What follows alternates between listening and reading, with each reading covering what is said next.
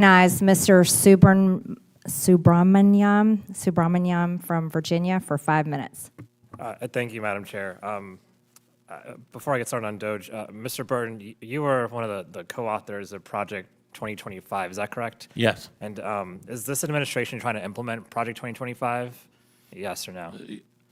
In some respects, yes. Okay, because last year we kept hearing about how they wanted nothing to do with Project 2025, and that must have hurt your feelings, I bet. But are you saying that they're trying to implement all parts of Project 2025? I just said in some respects, yes. Okay, thanks. I just wanted to get that out of the way. I'm glad there's someone being honest these days. But let's talk about DOGE. So DOGE promised us $2 trillion in cuts back in January. And so far, we have a report card now out, and it's actually cost us billions of dollars, maybe over $100 billion by one estimate. It's actually costing taxpayers money. And it seems like, they're cutting a lot of things. How is this possible? Well, the reason it's possible is because they're cutting the very people who are actually there to help get rid of waste, fraud, and abuse. And they're cutting people who do essential research and run really important programs that save taxpayer money long term.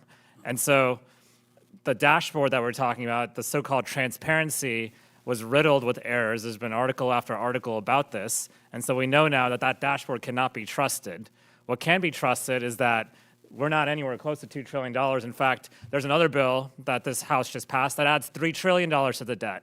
And so even if we did all these cuts, even if you cut every single federal employee in the entire government, you still end up with a situation where you're adding to the debt in this administration because of the $3 trillion in the bill that was passed a couple weeks ago that's being added to our debt.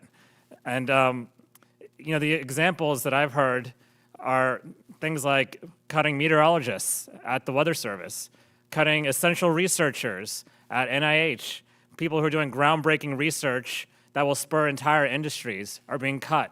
Sometimes the government does research and funds research because the money just isn't there in the private sector. The private sector mandate isn't there. And so that actually, you talk about the internet, for instance, that was a DOD project at one point.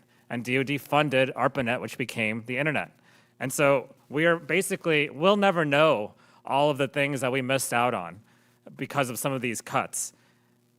And I've heard a lot about, we heard earlier about these cuts to veterans benefits. There's PFAS inspectors, nuclear scientists fired, although they tried to rehire them. There's been a lot of firings where they tried to roll them back.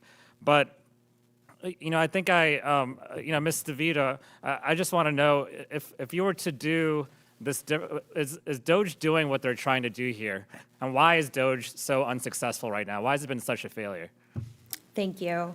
I believe that DOGE has been a lose-lose. It has failed to find the sizable savings, as you mentioned, and has only made life harder and more expensive for working families. You mentioned a lot of the mistakes. Those don't just cost. There is not just an opportunity cost to lost potential and lost impact from those mistakes, but there is also a cost to correct for them. So rehiring and retraining all of the federal workers. So is DOGE on track to save us money? Is it going to save taxpayers money long term? No. Why is that?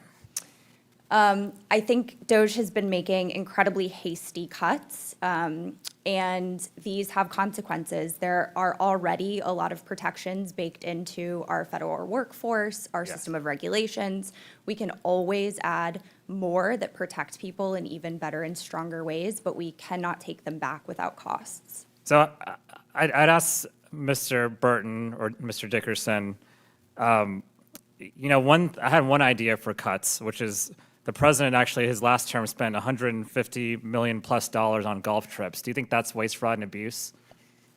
Yes or no? I certainly would think there's more high priority spending things, yes. But do you think that's wasteful spending?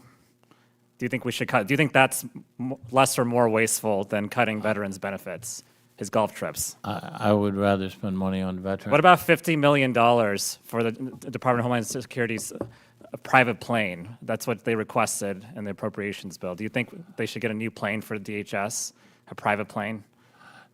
That's a factual question on whether or not the No, senior so I'm executives- reclaiming my time. In the end, what's happening is there's more waste, fraud, and abuse since DOGE has come into effect. It's led to poor services, a brain drain on our federal government, and it's going to cost taxpayers money long term. I yield back. The gentleman